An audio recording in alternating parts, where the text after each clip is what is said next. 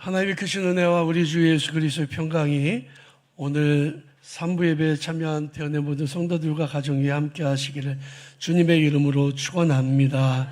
최근 일본에서는 대지진이 일어난다는 소문이 떠들고 있습니다. 그래서 만화가가 예언을 했는데 7월 5일 날 대지진이 일어나고 30만 명이 넘게 죽는다 이런 얘기 있었잖아요. 일어나지는 않았지만 30년 안에는 일어난다. 그게 이제 학자들의 거의 90%가 그렇게 예측을 하고 있습니다. 그래서 여행을 가지 않았는데 그 여행 안 와서 생긴 손해가 5조 원이라니까 어마어마한 그런 손해를 입은 거라고 볼 수 있습니다. 사실 지구의 역사를 돌아보면 대규모의 지각 변동, 이런 지진 같은 것이 한 나라의 흥망성쇠를 좌우하기도 하고 인간의 삶을 송두리째 뒤엎어 버리기도 했습니다. 지구의 자전축, 그러니까 지구가 이렇게 삐딱하게 돌잖아요. 사람들이 삐딱한 이유가 지구가 삐딱해서 그러거든요. 삐딱하게 도는데 이게 23.5도로 돕니다. 이 기울기 때문에 우리는 봄, 여름, 가을, 겨울에 사계절을 경험하죠. 근데 이 축은 고정된 게 아니라 시간이 지나면서 조금씩 더 미세하게 변화하는데 2000년대 이후로 26,000년 주기로 그 자전축의 방향이 서서히 이동한다 그래요. 이것은 사실 우리가 히말라야 산을 보면 옛날에 아주 큰 지각 변동이 있었구나는 것을 알 수 있는데요. 히말라야에 가보면 거기에 유명한 게 있습니다. 히말라야 소금이죠. 분홍색 소금인데 그게 산에서 납니다. 보통 우리 상식적으로는 소금은 바다에서 나는 거잖아요. 알고 보니까 옛날에 히말라야 산이 산맥이 한 6,000m, 7,000m, 8,000m 올라가 있는데 그게 워낙에는 바다였다. 거기에는 고대 암브로기에 대해 그런 화석들도 발견되고 우리가 잘 아는 암모나이트라고 하는 화석도 히말라야 산에서 발견이 됩니다.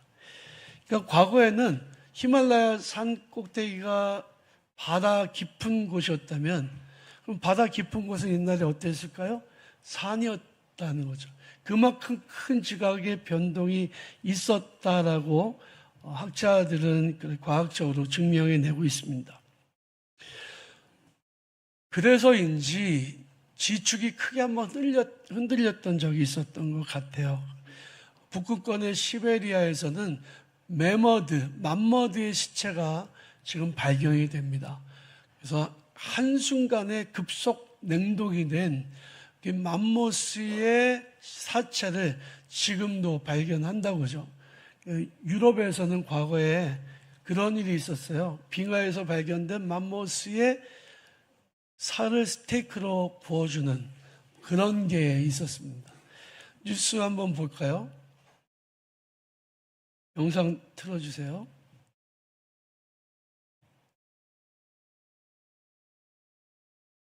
네, 조금만 기다리면 나올 겁니다.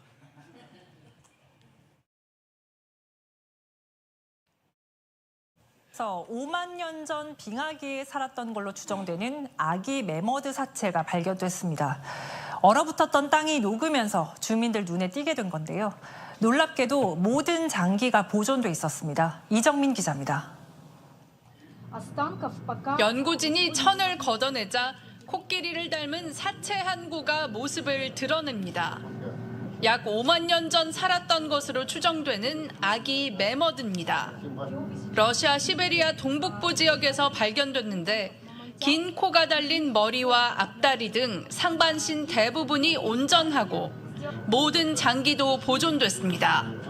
Та часть, которая вытаивает первой, особенно хобот, он подвергается поеданию современных хищников, птиц. Здесь, например, несмотря на то, что уже были подъедены передние конечности, голова удивительно. 네, 거기까지 보겠습니다.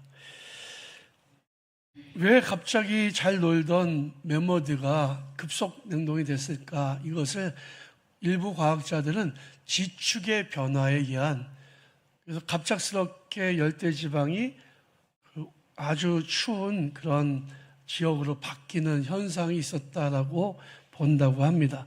노아의 홍수에 보면 하늘에 그 물이 땅에 다 떨어지고 땅의 깊음의 샘들이 다 솟아나는 그런 사건이 기록되어 있는데, 땅속에 깊이 있는 물들이 솟아나는 것은 화산 활동을 통해서 가능한 거라는 거죠. 히말라야는 언젠가는 바다였는데 지금 높은 산이 된 이유도 그때 일어난 것이 아닌가라고 학자들은 추측을 하고 있습니다. 지구의 중심축이 바뀌면 기후도 바뀌고 생태계가 바뀌고 문명도 바뀌게 됩니다. 역사를 보면 지금으로부터 3304년 전에는 세상의 중심이 이집트였습니다. 그러니까 물론 중국의 역사도 있지만 그때는 그쪽 지역은 이집트가 패권을 잡고 있었죠. 그 이후에 바벨론이 등장을 했는데, 바벨론의 전성기인 고레스 왕 때가 지금으로부터 2584년 전이었습니다. 그리고 알렉산더 대왕의 마게도냐 히랍 시대가 잠깐 열렸다가, 그리고 로마가 전 세계 패권을 차지하게 되는데 그것이 2052년의 일이었습니다. 세상의 중심축은 그렇게 자꾸 왔다 갔다 했어요. 그런데 예수께서 부활하시고 승천하시고 오순절에 마가의 다락방에 성령이 강림하시면서 영적인 지각 변동이 일어났는데 중심축이 바뀌게 되었습니다. 그것이 바로 예루살렘이 영적인 진앙지가 되었다는 거죠. 마가의 다락방에서 성령 받은 제자들이 복음을 전하기 시작하는데 하루에도 3,000명씩 예수 믿는 사람의 숫자가 늘어나고 예루살렘 교회가 큰 부흥을 가져오게 됩니다. 당시에 예루살렘은 세상의 중심이 되었고 교회의 중심이 되었죠. 사도 바울이 이방인 선교를 시작하고 예루살렘에 극심한 박해가 일어나니까 예루살렘 교회 교인들이 전 세계로 흩어지기 시작했습니다. 급기야 로마에서 70년, 주후 70년에 예루살렘이 멸망당할 때에 다 흩어진 사람들이 자연스럽게 세상의 중심이었던 로마로 옮겨갔습니다. 그리고 아주 오랜 기간 동안 로마는 영적 진앙지가 되었습니다. 1517년 10월 31일 마틴 루터가 비텐베르그 성당의 정문에 방망문 95개조를 붙이고 난 후부터 로마의 그 견고했던 그 중심축이 무너져서 독일로 영적 진앙지가 옮겨지게 됐습니다. 120년 동안 모라비안 교도들의 간절한 기도를 통해서 이 독일이 영적 중심이었다가 모라비안 교도들에 의해서 은혜를 받은 존 웨슬리 목사님을 통해서 영국이 영적 진앙지가 되었고요. 감리교인들에 의해서 신대륙이었던 미국의 복음이 전해지면서 D.L. 무디 목사님의 대부흥 운동이 일어나 미국이 영적 진앙지가 되었습니다. 수많은 선교사를 그때 파송을 했고 그때 파송됐던 선교사들이 우리나라 조선 땅에 와서 복음을 증거했습니다. 그때 왔던 하디 선교사나 아펜셀라나 언더우드, 스크랜턴 선교사 같은 분들이 조선인들의 마음에 불을 심었고 그리고 원산과 평양에서 대부흥 운동이 일어나면서 대한민국이 이 조선이 영적 진앙지가 되었습니다. 6.25 전쟁 이후에 북쪽에 있었던 모든 기독교인들이 남쪽에 내려오면서 교회를 세웠는데 그 이후로 큰 부흥을 경험하면서 전 세계에서 대한민국이 영적 진앙지, 중심축이 되었습니다. 그런데 이제 대한민국에 있는 교회들이 점점 힘을 잃어가고 있고 중심축이 이동하려고 하는 상태에 있습니다. 그런데 이 중심축이 대한민국에서 옮겨지지 않도록 우리가 대한민국이 영적 진앙지가 되도록 우리는 기도해야 되고요.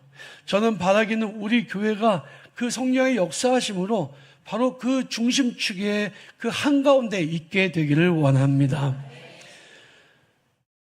하나님, 우리 태원교회가 세상의 중심축이고 교회 중심축이 되게 도와주십시오라고 우리 함께 기도하는 성도들이 되셨으면 좋겠습니다.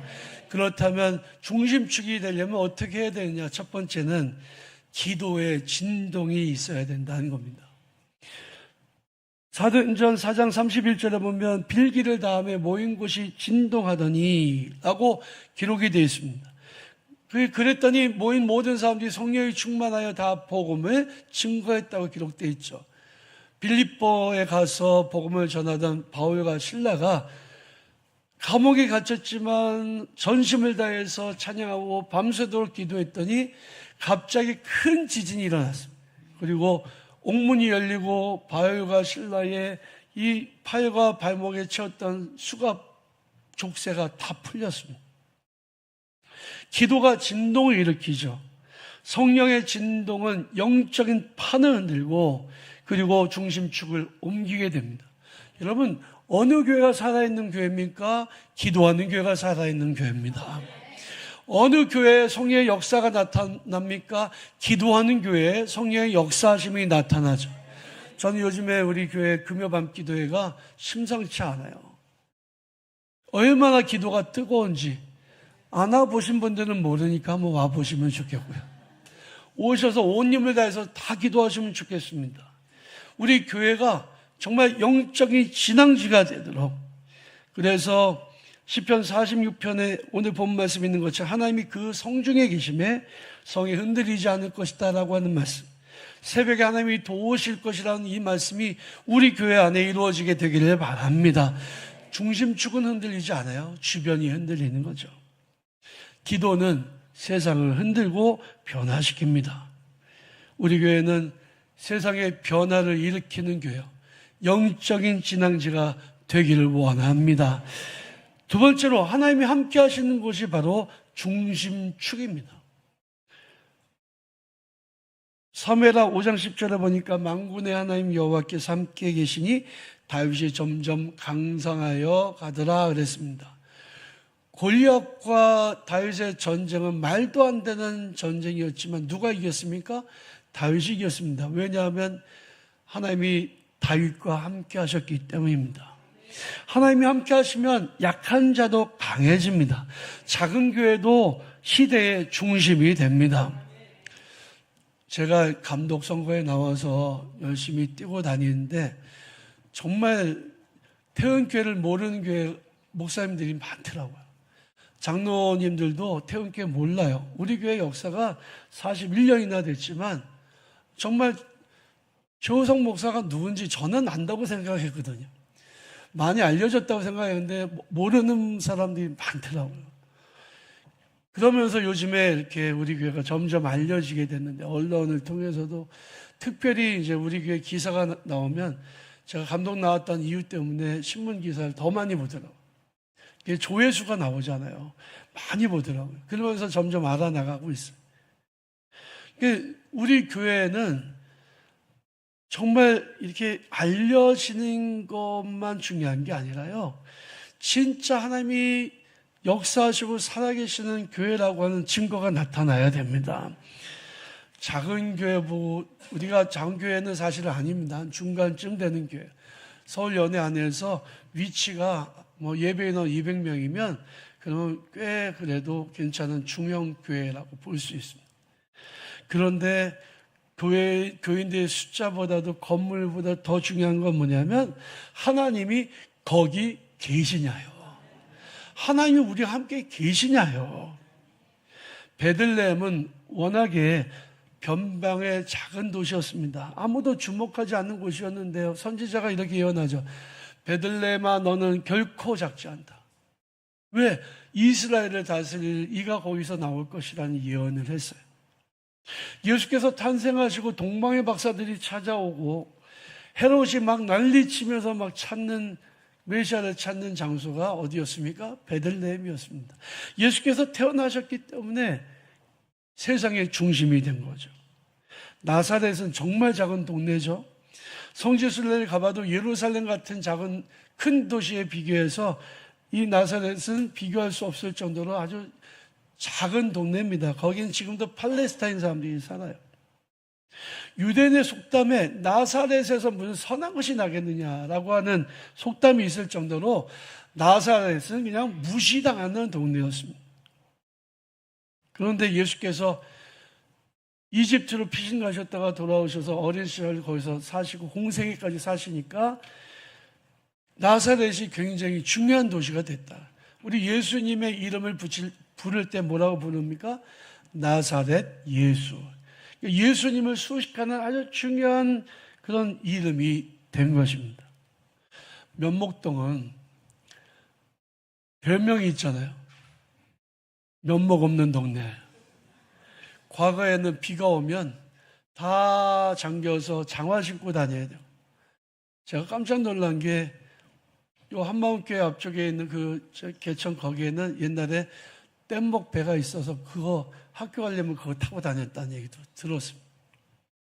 옛날에 면목동은요, 고려시대 때서부터 말을 키우던 그런 목장이 있었던 곳입니다. 그래서 그게 이제 우리 면목동 들어오는 길이 마치 목장의 문을 들어가는 것 같다. 그래서 면목동이라는 이름을 붙였다고 그래요. 사실 우리 동네가 지금은 뭐 아파트도 많고 교회 주변에, 그렇지만 과거에는 이 지역이 다 공동묘지였잖아요. 저도 몰랐는데 알았어요. 포도나무가 있고 뭐 공동묘지가 있고 그런 곳이었고, 앞에 용마포포공원은 옛날에 채석장이었고, 그래서 돌을 캘 때면 돌이 막 날아가서 돌이 떨어지고 지붕을 덮치고 그랬던 곳이었다는 거예요. 마치 나사렛처럼 베들레헴처럼 약하고 보잘것없는 동네였습니다. 그런데 우리 이 면목동에 뭐가 있어요? 우리 태은교회가 있죠. 우리 태은교회에 주님이 살아서 역사하신다면 이 면목동은요, 무시할 수 있는 동네가 아닌 거예요. 면목동은 우리 태은교회로 말미암아 존귀한 동네가 되는 거죠. 이 중랑구가 정말 존귀한 동네가 되는 거죠. 하나님이 살아서 역사하신 임마누엘 태은교회, 이곳에 오는 사람들이 다 하나님의 은혜를 경험하고 성령의 충만하심을 받고 병고침을 받고 성령의 은사를 받는다면 우리 태은교회가 있어서 이 지역사회가 정말 아름다운 면목이 있는 동네가 되지 않겠습니까? 그래서 우리는요, 이 면목동을 그렇게 만들어 가야 돼요. 복음을 힘껏 전해서요, 사람들로 하여금 예수 믿게 하고 어느 지역보다도 복음화율이 가장 높은 지역으로 만들어야 돼요. 사람들이 다 예수 믿고, 제가 이렇게 공무원들을 만나고 그러면요, 우리 교회에서 하는 일들, 그분들이 얘기하잖아요. 어느 교회도 이렇게 하는 게 없다. 우리 중랑구뿐만이 아니라 사실 서울시 안에도 큰 교회도 우리만큼 하는 교회가 없어요. 사랑은 실천은 우리가 하는 대로 하고 복음을 전해서 이 땅을 변화시켜야 되지 않겠습니까? 이 지역을 예수 마을로 만들어야 되지 않겠습니까? 예수가 왕이시라고, 하나님이 이곳에 계신다고 와 보라고 복음을 증거하는 그런 일들이 있어야 되지 않겠습니까? 그래서 주께서 우리 마음에 주신 기쁨이 정말 그들의 곡식과 새 포도주가 풍성할 때보다 더합니다라고 고백할 수 있는 그런 증거들이, 축복의 역사들이 사랑하는 우리 태은교회 성도들의 손을 통해서 만들어지고 이루어지기를 주님의 이름으로 축원합니다. 중심축을 옮겨야 돼요. 지구의 중심축은 2000년대 이후로 매년 4cm씩 움직이고 있다고 그래요. 과거에 우리 감리교회에서 중심축은요, 종로, 중부용산 지방, 그리고 요 도봉까지 좀 갔다가 중심축이 왔다 갔다 했어요. 거기에서 감독님들이 나와서 감리교를 그분들이 끌고 나갔어요. 우리 중랑구는요, 옛날에 금남교회 김홍도 감독님 한 분 외에는 없습니다. 영적인 진앙지가 돼야 돼요. 누가 봐도 와, 저기 태은교회는 정말 성령으로 뜨거운 교회구나. 정말 모든 사람들이 부러워하고 태음교회 한번 갔으면 좋겠다 그런 마음이 들 정도로 그런 영적인 진앙지를 만드는 것은 저와 여러분들이 해야 될 일이에요.